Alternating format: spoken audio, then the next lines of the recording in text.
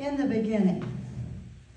The next 4 Sundays, I will speak of my interest in paleontology, the study of ancient hominins, humans, and our relatives.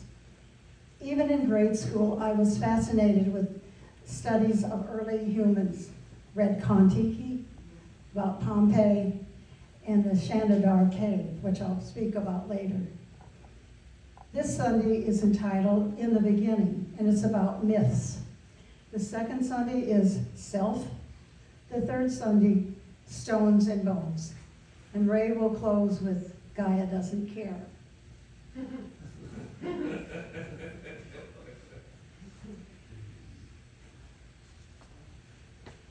Okay? There are over 100 creation stories across different religions and cultures, and I picked 5, sort of randomly. Of course, the first one is one familiar from our Judeo-Christian background. In the beginning, God created the heavens and the earth, and that's from Genesis. And the picture is focused on the creation by Michelangelo on the Sistine Chapel.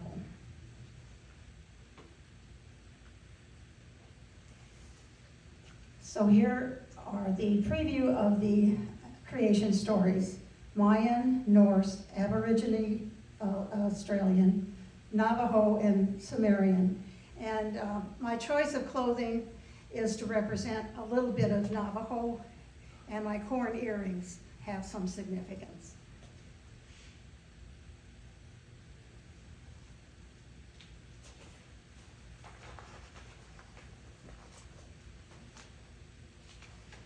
This is Mayan, it's from the Yucatan, and the collection is called Popol Vuh. That's just the name of the collection.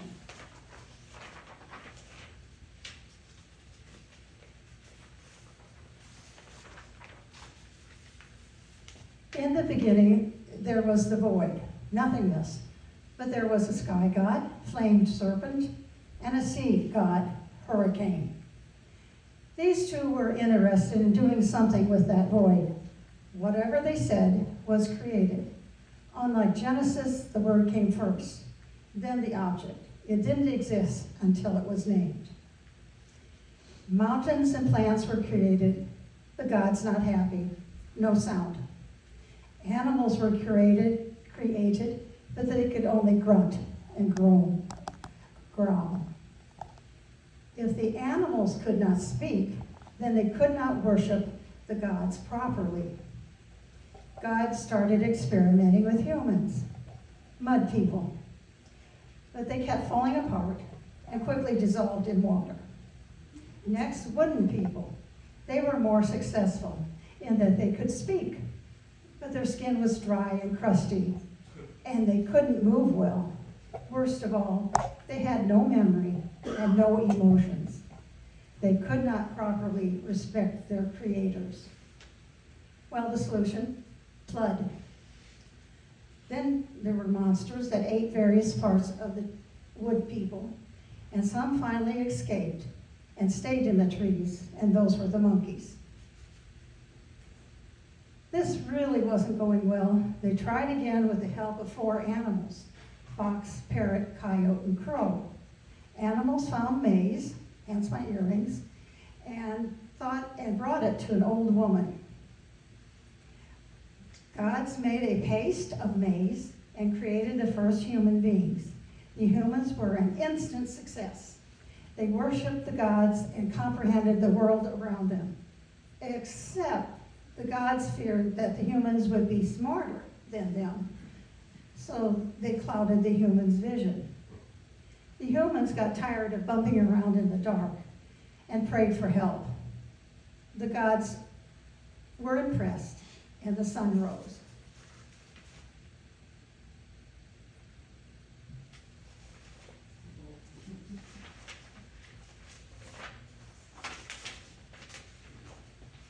And the north. Ymir was a primordial giant, a creature made of fire and ice. He is fed by a cosmic cow and his body parts served as building blocks for the universe. He is able to create children by himself, and one is the mother of Odin and his brothers, but they end up killing him. The clouds are his brains, and the borders of the known world his eyebrows. So to begin with, there was nothing but great void, filled with magic potential. Ice and fire formed drops. These became a being, Ymir.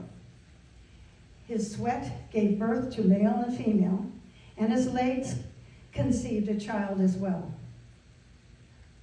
But more than one god was formed by fire and ice.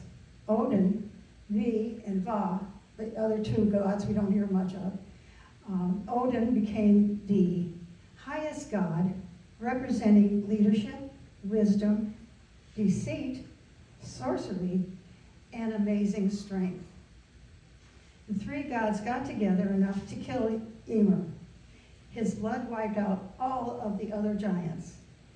Now the gods could build the earth. Other parts of Ymir were used as needed.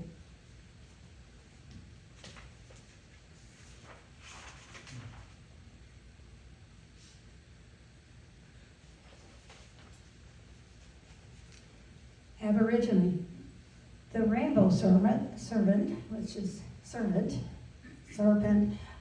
right there, is considered one of the most powerful and widespread ancestral beings.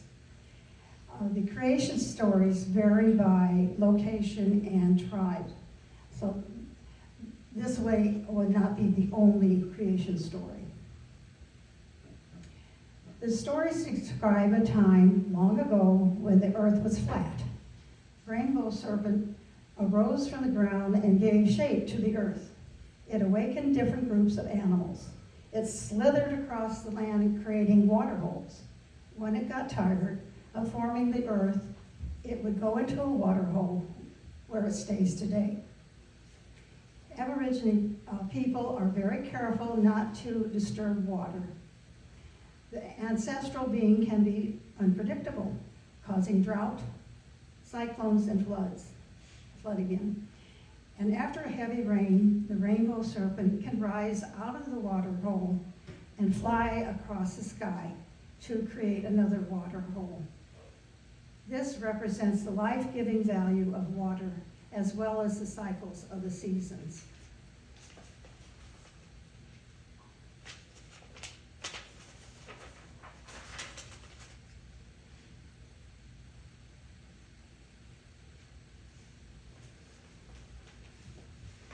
Navajo, that's trying to, my sister lived in Phoenix, and Ray and I would go to Native American art sales, and so.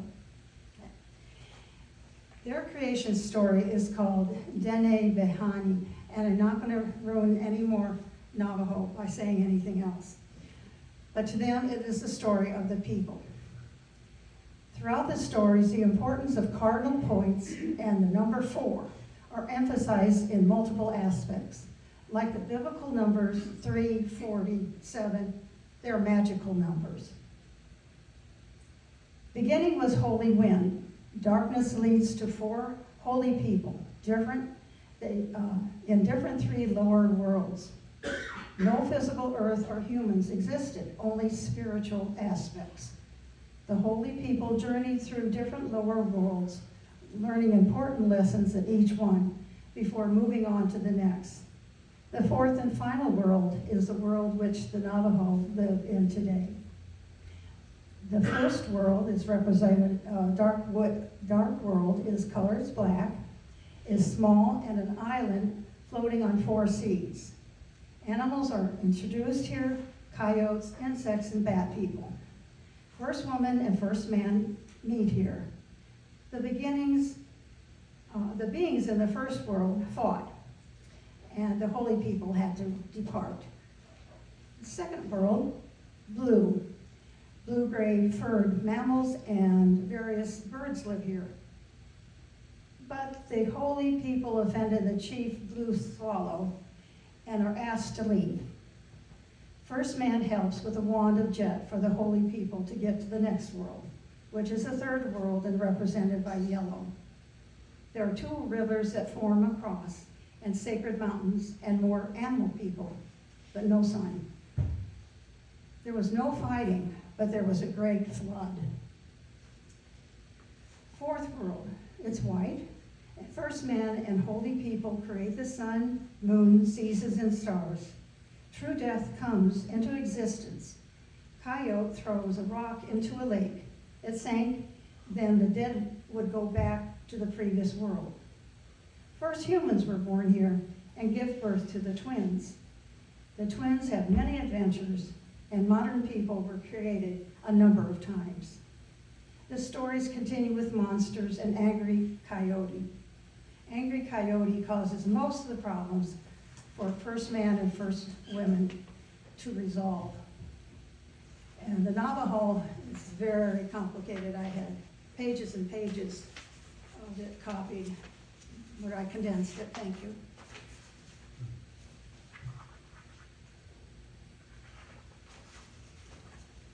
Finally, Sumerian, Eridu, Genesis.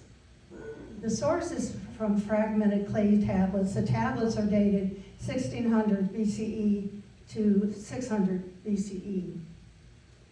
Ninur was a goddess who birthed mankind. These humans were nomads.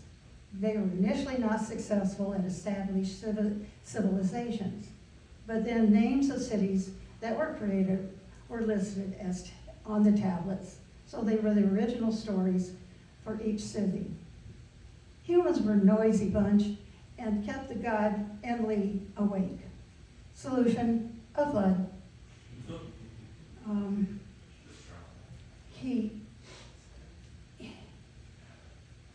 He finds one human, Zisudra, he's a priest or a politician, of his decision about the flood, and advises him to build a boat to save himself and one couple of every living creature. Zisudra and family and animals board the boat. The tablet is broken, but it appears mankind and the rest of life survives. The rest of the story ends with a broken tablet.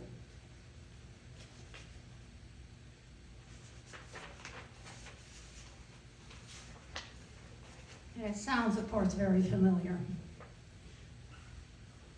All these myths were not written down. We have some records of them, but much later date. They were passed on word of mouth for generations, for thousands of years. Are there indications or proof of possible reasons for the myths in the fossil record? Why is it so common? How come? You know, somebody from Iceland down to Australia, they have creation stories. How come? Do we have myths? Do we use myths today? And I get most of my resource here from Sapiens, which is a book I recommend you reading, A Brief History of Humankind by Yuval Noah Harari. The author delves into our past and modern myths with the Declaration of Independence. He uses that as an example. And you're familiar with, we hold these truths to be self-evident, that all men are created equal, that we are endowed by the Creator with certain unalienable rights, that among these are life, liberty, and the pursuit of happiness. The American Founding Fathers' image of a reality governed by universal and mutable principles of justice, such as equality or hierarchy.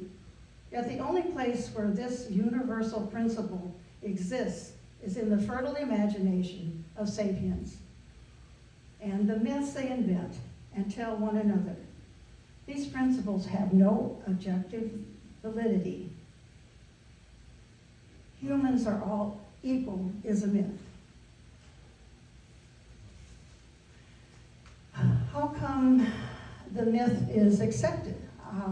I would think probably some great storyteller somewhere along the line, or someone with a lot of power. Why did it start? I think fear had something to do with it. If you see one of your friends fried by lightning, you'd probably want to be able to figure out why that happened.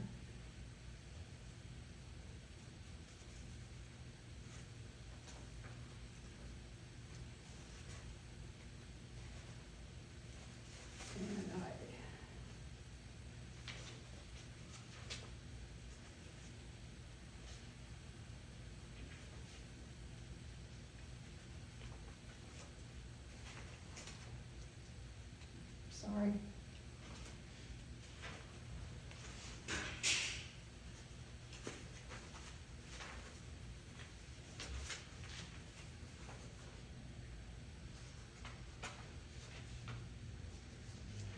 Okay, and I asked about why are there myths. One source says that the myths are an attempt to explain how the world formed and where humanity came from.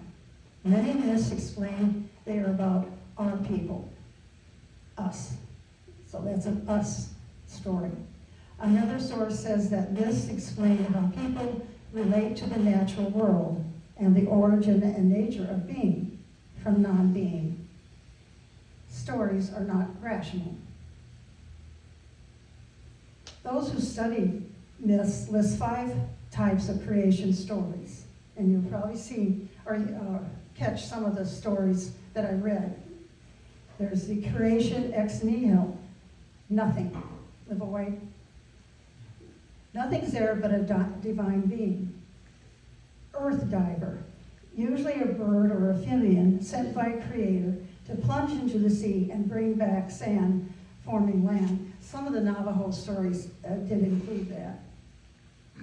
Emergence, a progenitor or progenitors passed through a series of worlds to the present world. That was the Navajo. Creation by dismemberment, that was obvious, that was the Norse. But it was not the only myth. I think the Greek myths have dismemberment too. And the creation by splitting a primordial unity, such as cracking of the cosmic egg and bringing order to chaos. And the Navajo, part of those stories also includes the egg. So, back to the Declaration of Independence, the author has it then changed, since he says this is all non-objective. He wrote, let's see. I guess I skipped that part. Anyway, how do you cause people to believe in an imagined order, such as Christianity, democracy, or capitalism? First, you never admit that order is imagined. The author goes on to say, imagined orders are not evil conspiracies or useless mirages. Rather, they are the only way larger numbers of humans can cooperate effectively. And he explains that's why Homo sapiens were so successful, because they could imagine other realities. It does not take much to provide objective biological needs of Homo sapiens. After these needs are met, more money can be spent on building pyramids, taking holidays around the world, financing an election campaign, funding your favorite terrorist organization, or investing in the stock market and making more money. The ending myth. Our big myth maker, Donald Trump. We have endless myths. And all you do is have enough people to believe the myth.